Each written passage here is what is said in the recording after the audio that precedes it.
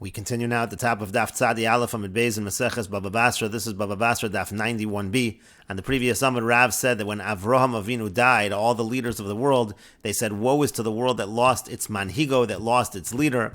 V'oilo l'sfina she'avad kabarinta, and woe is to the ship that lost its captain. And the Gemara continues, the pasuk in Divrei Hayamim says, V'hamisnase l'chol rosh, which essentially means that HaKadosh Baruch Hu is above all. And the Gemara says, Amar Rav Chanan bar Rava Amar Rav, Rav Chanan bar Rava says that Rav says, Afilu reish gargusa, even somebody who is just in charge of the irrigation, Mishmaya mukmile, he gets that position from heaven, he gets that position from HaKadosh Baruch Hu. That's the meaning of the pasuk. And the Gemara continues, Amar Rav Chia bar Avin, Amar Rav Yoshua ben Karcha, Rav Chia bar Avin says that Rav Yoshua ben Karcha says, Chas v'shalom, sha'afilu matzu subin lo yatzu. Chas v'shalom, to say that Elimelech and his sons, that they were punished for leaving Eretz Yisrael, because even if all they had found was bran in Eretz Yisrael, they would not have left. So why were they punished? Why were Elimelech and his sons punished? The actual reason was because they should have asked for mercy. They should have davened for their generation, velo bikshu, and they didn't do that. They didn't request mercy, and that's why they were punished. In Emar, as it says in the pasuk, this is a pasuk in Yeshayahu. It says bezakech yatziluch kibutzayech. And the Rashbam explains, Bezakech Yatziluch Kibutzayech means Al Yedei Shetizak, through screaming out, through crying out to HaKadosh Baruch Hu, L'kabetz Hanidachim, to gather those who are dispersed, Hinotzel, that's how you will be saved. And so since they didn't ask for Rachamim, that's why they were not saved. And the Gemara continues, Amar Rabba bar Bar Chana, Amar Rabbi Yochanan, Rabba bar Bar Chana says that Rabbi Yochanan says, Lo shanu elamos bezolu peiros biyoker, the brisa earlier which said that it's prohibited to leave Eretz Yisrael even when the economic times are difficult, that's only talking in a situation where the money is cheap, meaning it's easy to earn money, and it's just the produce that is expensive. In that situation, that's not enough of a reason to leave Eretz Yisrael. Avol mos biyoker, but let's say the money is expensive, meaning to say it's hard to get money, it's hard to earn a living, so then afilu amdu arba soin beseli, even if a person can buy 4 sa for a seller, still because it's hard to earn money, yotzin, one is allowed to leave Eretz Yisrael in that situation. And the Gemara continues along these lines, Diamar Rabbi Yochanan, because Rabbi Yochanan said, Nihirna, I remember, kad have a kaimin arba soin besela, there was a time when a person could buy 4 sa for a seller, meaning the prices were not so high. Nevertheless, still there were many people who were swollen because of famine in Tiberia. They had no food, and the reason why they had no food is midales isser, because they didn't even have an isser, meaning they didn't even have a small amount of coins. It was very hard to earn money, and therefore even in a situation where the prices are reasonable, if it's hard to earn money, people will starve. And the Gemara continues, V'yamar Rabbi Yochanan, and Rabbi Yochanan says, Nihirna, I remember, kad lo have mitagrin po'alaya lemidnach karta, that the workers, they wouldn't hire themselves out in the eastern side of the city, me'reach pita maisen, because the smell of the bread caused people to die, and so therefore they didn't want to work in that part of the city. And the Gemara continues with another statement from Rabbi Yochanan, V'yamar Rabbi Yochanan, and Rabbi Yochanan says, Nihirna, I remember, kad have a botze yenuka charuva, when a child would break a karev, v'have nagid chuta de duvsha, al train dra'ohi, and a line of honey would. And the Gemara continues with another statement from Rabbi Yochanan, V'yamar Rabbi Yochanan, and Rabbi Yochanan says, Nihirna, I remember, kan have a botze yenuka charuba, when a child would break a karev, v'have nagid chuta de duvsha, al train dra'ohi, and a line of honey would extend on both of his arms. And the Gemara continues, V'yamar Rabbi Lazar, and Rabbi Lazar says, Nihirna, I remember, kad have a notel urva bisra, when a raven would take a piece of meat, v'nagid chuta de mishra, and a line of oil would extend, mereish shura, from the top of the wall, v'yad liara, until the ground. And the Gemara continues, V'yamar Rabbi Yochanan, and Rabbi Yochanan says, Nihirna, I remember, kad have a metailan talya v'talyasa b'shuka, that a young man and a young woman would walk in the marketplace, kebar shisesrei u'chevar shevesrei, they were like 16 or 17 years old, v'lo have chotin, and they would not sin when they walked together.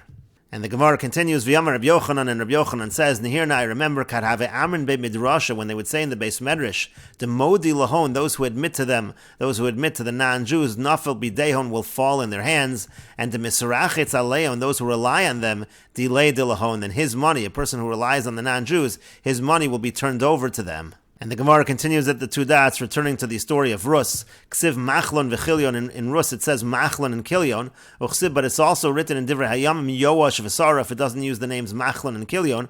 Over there it uses the names Yoash and Saraf.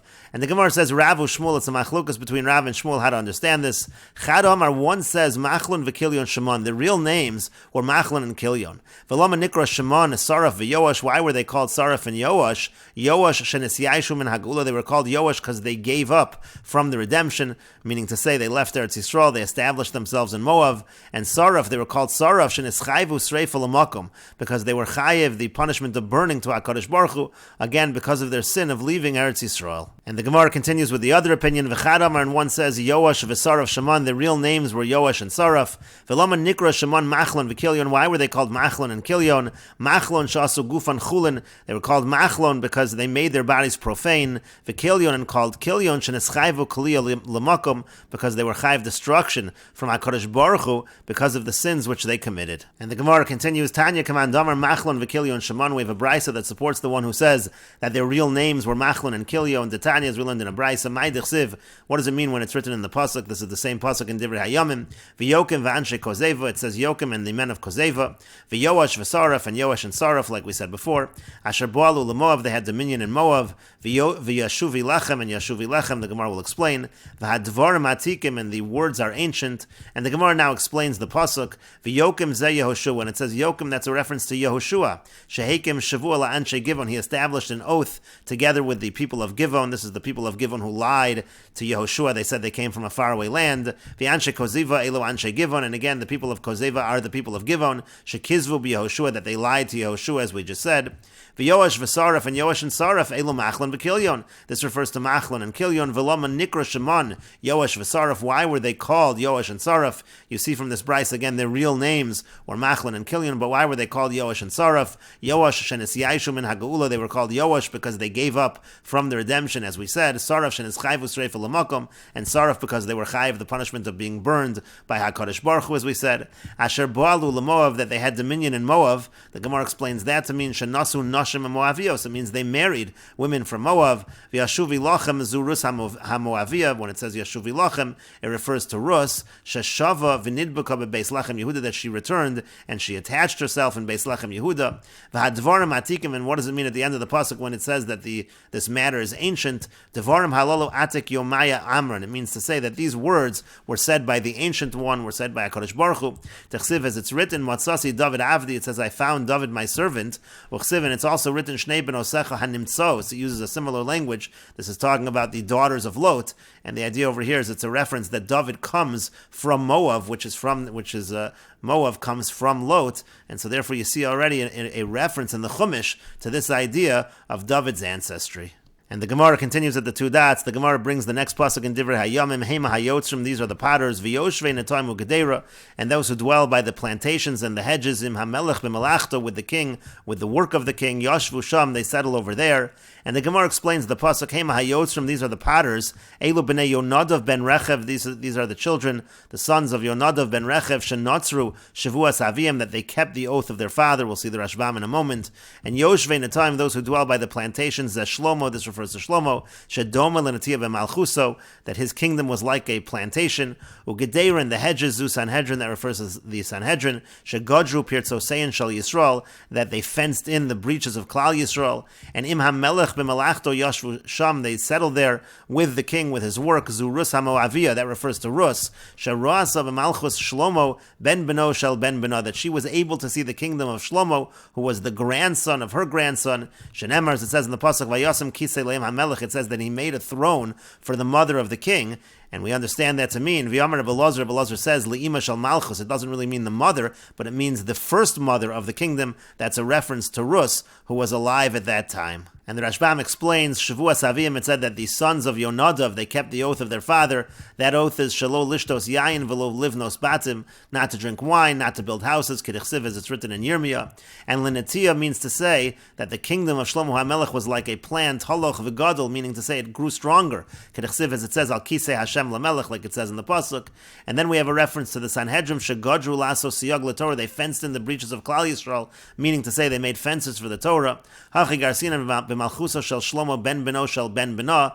Again, this is the kingdom of Shlomo, who's the grandson of her grandson. Kolomar means to say Shlomo ben David. It's Shlomo the son of David. Shu beno shel Yishai, who is the son of Yishai. Shehu ben Oved bena, who was the son of Ovid, who was her son. That's the reference over here. And le'ima shel Malchus, he made a throne for the mother of the whole kingdom. Shiyatzu mimena kol hamalachim, all the kings came from her. The throne that he made was for Rus. And the Gemara continues, Tanu Rabbanan, the rabbis taught, v'achalta min hatvua yashan. It says that in good times you'll be able to eat from the old grain. It's talking about the grain of the 6th year that will last you. And the Brisa says below salmanton. It means to say you're going to eat it without salmanton. The Gemara says, my below salmanton. What does it mean without salmanton?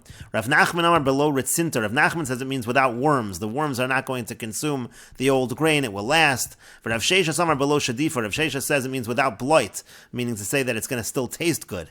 And the Gemara says, Tanya Kavasi de Rav Sheshes, Tanya Kavasi de Rav Nachman. We have a brisa that supports Rav Sheshes, that it's referring to the taste, and we have a brisa that supports Rav Nachman, that it's referring to the fact that there won't be worms. Tanya Kavasi de Rav Nachman. We have a brisa that supports Rav Nachman. V'achaltam yoshan. It says you'll eat from the old store of the grain. Yachol yu Yisrael mitzapin l'chadish mimnei yoshan shakala. One might think that Klal Yisrael will be waiting for the new grain because the old already ran out. It was eaten by worms. That's the idea of Rav Nachman. Talmud lomar ad bo tevuasa. The pasuk says until the new grain comes, ad shetavo tevua me'ileha, you're going to be able to use the old grain until the new grain grows on its own. And the Gemara continues, Tanya Kavasi Rav Sheshes. We have a brisa that supports Rav Sheshes. V'achalta min hatvua yashan. It says you're going to eat from the old grain. Yachol yu Yisrael mitzapin l'chadish mimnei yashan shara. I might think the Klal Yisrael will be waiting for the new grain because the old has gone bad. It doesn't taste good, as Rav Sheshes said. Talmud lomar ad bo tevuas. It says ad bo tevuas in the pasuk. Again, ad shetavo tevua meileh. The grain is going to last. The taste is going to last until the new grain comes on its own. And the Gemara continues, Tanu Rabbanan, the rabbis taught, V'achaltam yoshan noshan, and you're going to eat from the old store of produce. Again, this is when times are good. The Brisa says, Melamed, this teaches, Shekal hamiyushan mechaver, that anything that's older, any produce that's the older produce, Haviyafa mechaver, is going to be the better quality produce. V'yein li'el devarim shedarkan liyashna. Now, I only know that's true by things that it's normal to age them. But devarim shein darkan liyashna, let's say you have fruits that it's not normal, that you should allow them to age. Minayin, how do we know that those will be good quality? Talmud lomar, the pasuk says yashan noshan. It says yashan noshan, a double language, which means to say this applies to all produce. Mikol makom, it applies in all situations.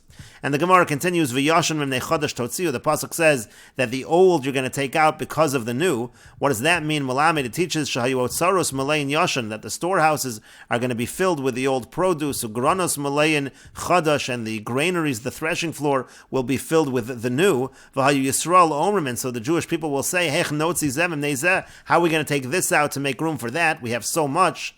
And the Gemara continues, Amar Papa says, Kol mili atika, anything that is old, ma'ali, is actually better in quality, levar mitamre v'shichra v'harsana, with the exception of dates and liquor and small fish. Those are better when they are fresh. Hadran Allah Hamocher Es Asfina will return to you, Perak Hamocher Es Asfina. This is the end of the 5th parak of Meseches Bava Basra. If you're enjoying these videos and this channel, please like, share, and subscribe, and take a look at the description box below to see how you can support this channel. And we will continue with this discussion in the next video on Daf Tzadi Beis Amid Aleph in the 6th parak of Meseches Bava Basra.